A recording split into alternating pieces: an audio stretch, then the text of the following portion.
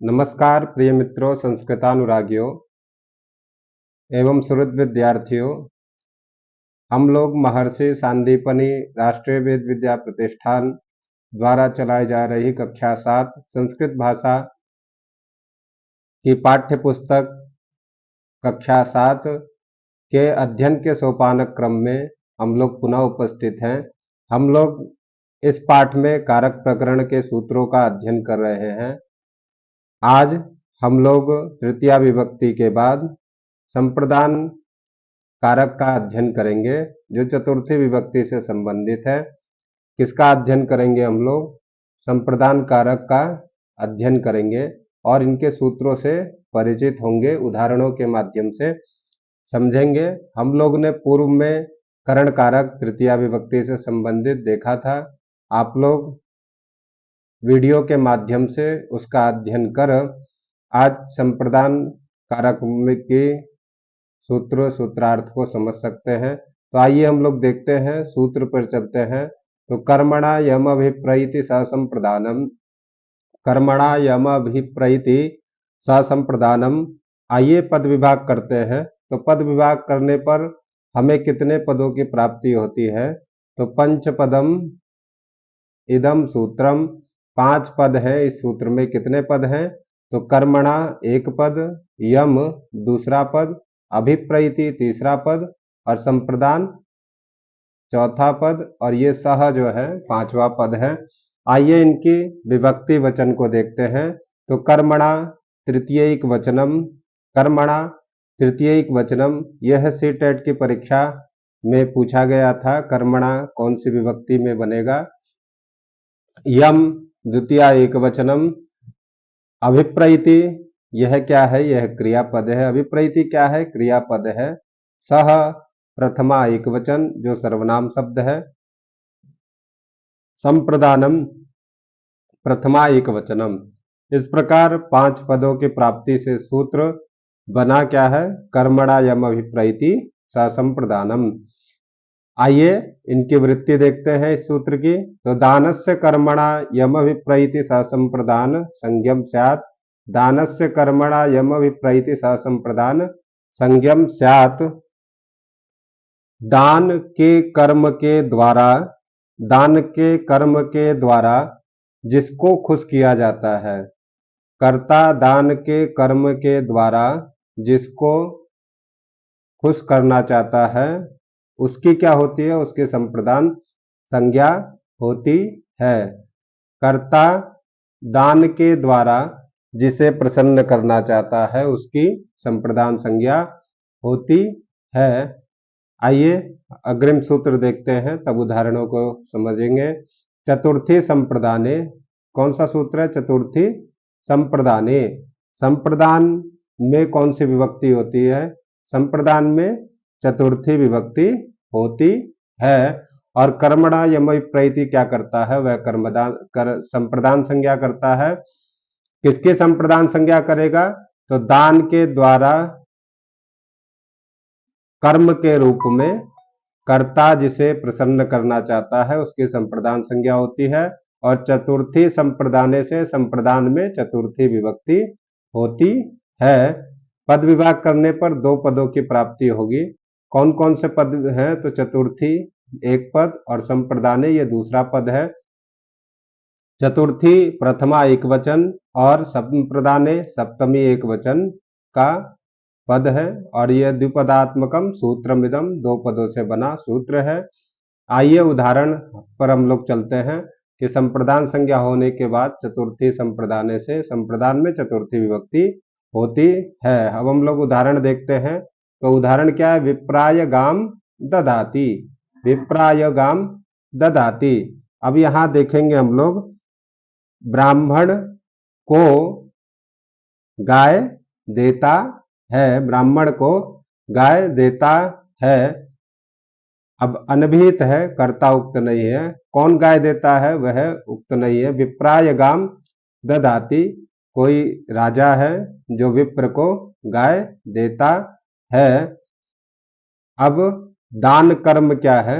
दान कर्म के द्वारा क्या दान करना चाहता है? गाय को दान करना चाहता है। तो कर्तुरीप्सितमम कर्मा से गौ में द्वितीय विभक्ति होकर क्या बना, गाम ददाती। अब दान कर्म के द्वारा वह किसको प्रसन्न करना चाहता है राजा, तो वह विप्र को प्रसन्न करना चाहता है।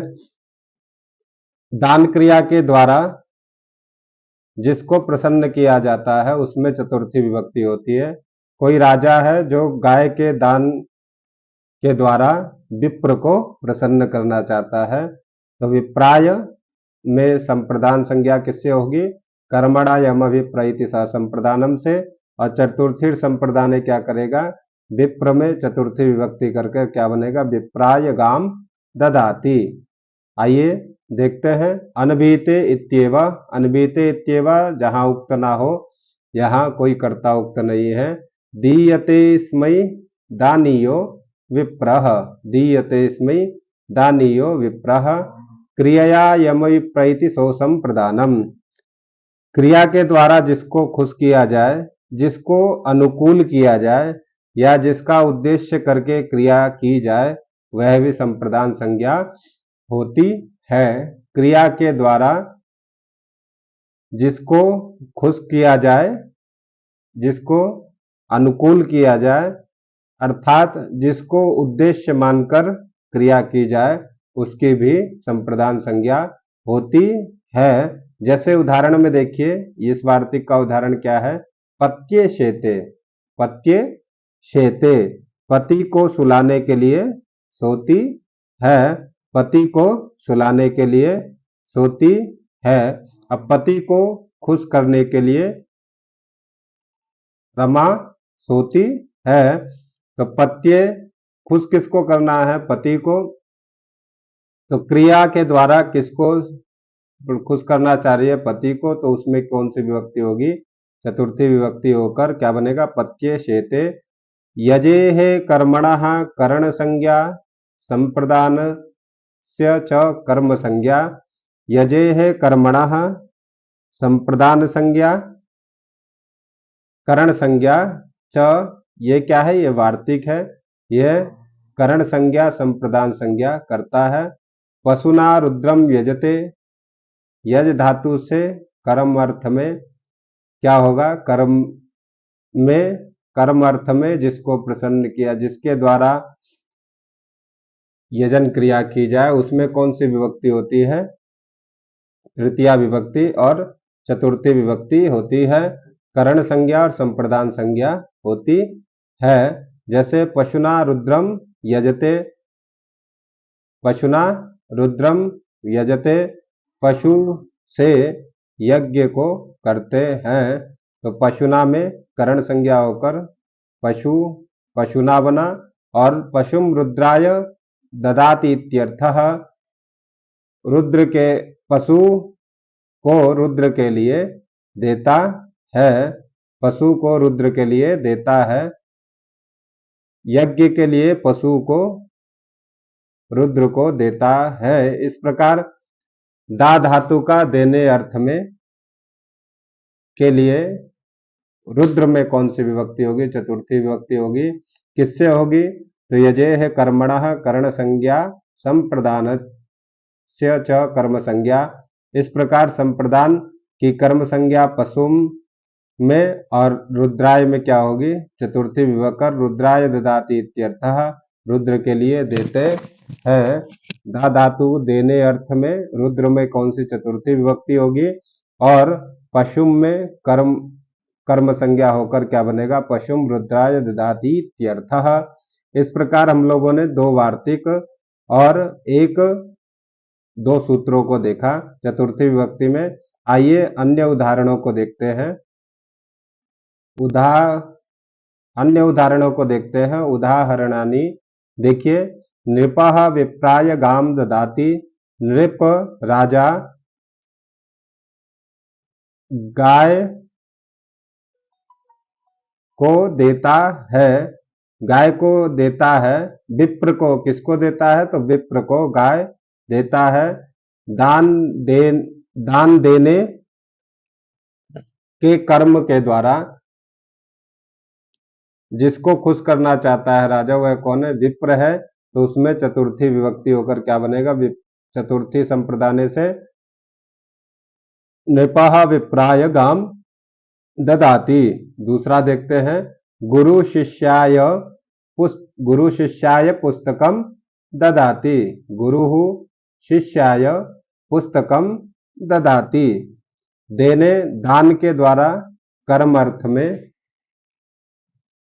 जिसको कर्ता खुश करना चाहता है, अर्थात गुरु किसको प्रसन्न करना चाहते हैं, शिष्य को, किसके द्वारा, पुस्तक के द्वारा। तो शिष्य की कर्मणा यम अभिप्रैति संप्रदान संज्ञा, और चतुर्थी संप्रदान से शिष्य में चतुर्थी विभक्ति होकर क्या बनेगा, शिष्याय पुस्तकम ददाति। इसी प्रकार रामः सीतायै फलम अददात। राम ने सीता को फल दिया। तो फल के द्वारा किसको प्रसन्न करना चाहते हैं, सीता को। तो सीता की संप्रदान संज्ञा होकर चतुर्थी संप्रदान से चतुर्थी विभक्ति होकर क्या बनेगा, रामः सीतायै फलम अददात। राजा ब्राह्मणाय धनम अयच्छत। राजा ब्राह्मण के लिए धन को देता है। राजा ने ब्राह्मण के लिए धन को दिया। तो राजा के द्वारा धन का जो दान है वह किसके लिए है, ब्राह्मण के लिए है। तो ब्राह्मण की संप्रदान संज्ञा होकर चतुर्थी संप्रदान से संप्रदान में चतुर्थी विभक्ति होकर क्या वाक्य बना, राजा ब्राह्मणाय धनम अयच्छत। राजा विदुषे ग्रंथम दद्यात। राजा विदुषे ग्रंथम दद्यात। राजा विद्वान को ग्रंथ देता है। राजा विद्वान के लिए ग्रंथ को देता है। तो यहाँ राजा ग्रंथ के द्वारा, ग्रंथ दान क्रिया के द्वारा किसको प्रसन्न करना चाहता है, अपने अनुकूल बनाना चाहता है, विद्वान को। तो राजा विदुष में विदुष शब्द के संप्रदान संज्ञा होकर क्या बनेगा, विदुषे। चतुर्थी संप्रदान से राजा विदुषे ग्रंथम दद्यात। अब देखिए इनके उदाहरणों को पृथक्करण किया जा रहा है। जैसे प्रथम उदाहरण क्या है, नृपः विप्राय गाम ददाति। अब बता रहे हैं इसके बारे में। प्रथम वाक्य कर्ता नृपः। प्रथम वाक्य में कर्ता कौन है, नृपः। दानस्य कर्मणा विप्रम अभिशब्दुम इच्छति। दान कर्म के द्वारा विप्र को प्रसन्न करना चाहता है। इसीलिए अत्र विप्र इति संप्रदान संज्ञा, विप्र की संप्रदान संज्ञा, और संप्रदान संज्ञकात् विप्र इति पदे चतुर्थी विभक्ति ही भवति। अर्थात कर्म संज्ञक वस्तु यह लभते तस्य संप्रदान संज्ञा जायते। कर्म संज्ञक वस्तु के द्वारा जिसको प्रसन्न किया जाए उसमें चतुर्थी विभक्ति होती है। जैसे विप्र में चतुर्थी विभक्ति हुई, गाय के दान क्रिया के द्वारा विप्र को प्रसन्न करना चाहते हैं। तो विप्र में के संप्रदान संज्ञा और चतुर्थी संप्रदान से चतुर्थी विभक्ति होकर क्या बना, विप्रायो गाम ददाति। अब दूसरा देखते हैं, यथा गुरु शिष्याय वेदम ददाति इत्यत्र वेदम इति कर्म संज्ञकम पदम। वेद क्या है, वेद की कर्म संज्ञा कर्तुरीप्सितम कर्मा से। एतम वेदम क लभते, इस वेद का लाभ किसे मिलेगा, तो शिष्य को मिलेगा। यह प्राप्नोति तस्य का संज्ञा भवति, संप्रदान संज्ञा। जो प्राप्त कर रहा है उसकी क्या संज्ञा होगी, संप्रदान संज्ञा होगी।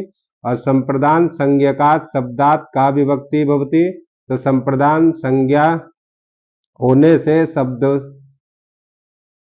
की कौन सी विभक्ति होगी, तो चतुर्थी विभक्ति होगी। अतः अस्मिन् वाक्ये शिष्य शब्दात् चतुर्थी विभक्ति अजायत, चतुर्थी विभक्ति हुई। इत्थम अन्येषामपि वाक्येषु चिंतयितुम शक्यते।